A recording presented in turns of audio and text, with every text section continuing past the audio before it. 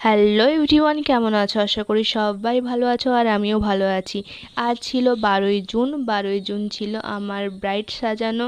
তো আমার ব্রাইডের লোকেশান ছিল আমার বাড়ির খুবই কাছে, প্রায় আমার বাড়ি থেকে 5 থেকে 7 মিনিট যেতে লাগে। তাই জন্য আমি কিন্তু দুপুর 2টোর সময় উঠে কিন্তু আমি হালকা রেডি হয়ে গেলাম।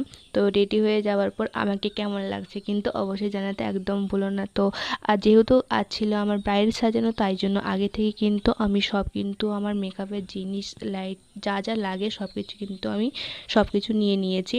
তো নিয়ে নেওয়ার পর কিন্তু আমি পুরো রেডি। তো এবার যাওয়া যাক। আমার এখানে দেখে নিচ্ছিলাম সব কিছু ঠিকঠাক আছে নাকি, তারপর কিন্তু আমি পুরো বেরিয়ে পড়েছি।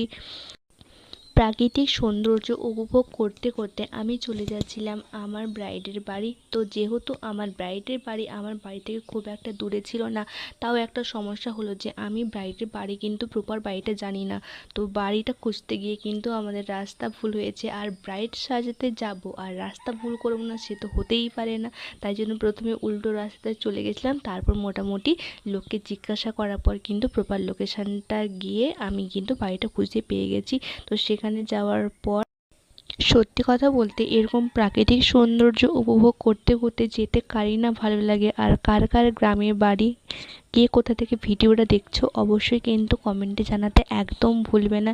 তো ব্রাইডের বাড়ি পৌঁছে যাওয়ার পর সেখানে আমাদেরকে ওয়েলকাম ড্রিঙ্কস দিয়ে দিল।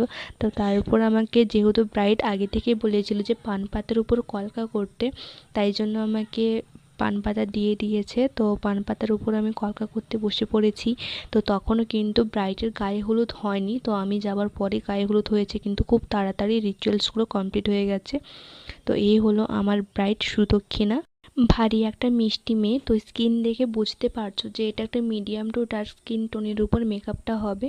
তো আমাকে ব্রাইড আগে থেকেই কিন্তু বলেছিল যে আমার স্কিন যেমন আছে সেই অনুযায়ী যাতে মেকআপটা হয়, আর আমি সেরকমভাবেই করার চেষ্টা করেছি। তো ফাইনাল লুকটা অবশ্যই কিন্তু তোমরা দেখে বলো যে কেমন হয়েছে। তার আর সত্যি কথা বলতে ব্রাইডের বাড়ির লোক এত ভালো ছিল, সত্যি প্রত্যেকটা মানুষই এত ভালো ছিল, তাদের ব্যবহার, তারপর প্রত্যেকটা জিনিসের আমাকে হেল্প করার জন্য অসংখ্য ধন্যবাদ। মানে সত্যি বাড়ির লোক যদি এতটা হেল্পফুল হয় যে কোনো কাজই সুন্দর হতে বাধ্য। তো এটা ছিল হেয়ারস্টাইল হওয়ার আগে একটা ক্লিপ নিয়েছিলাম। তো তখন আমি জুয়েলারিগুলো পরিয়ে নিয়েছিলাম, যেহেতু হেয়ারস্টাইল করলে গয়না পরাতে প্রবলেম হয়, তাই জন্য আগে থেকে আমি গয়নাগুলো পরিয়ে দিয়েছিলাম। এই হলো তার একটু ফুল লুক। তো তার কেমন লাগলো জেনে নেওয়া যাক। চলো ব্রাইডের কেমন লাগলো সেটা একবার জেনে নেওয়া যাক।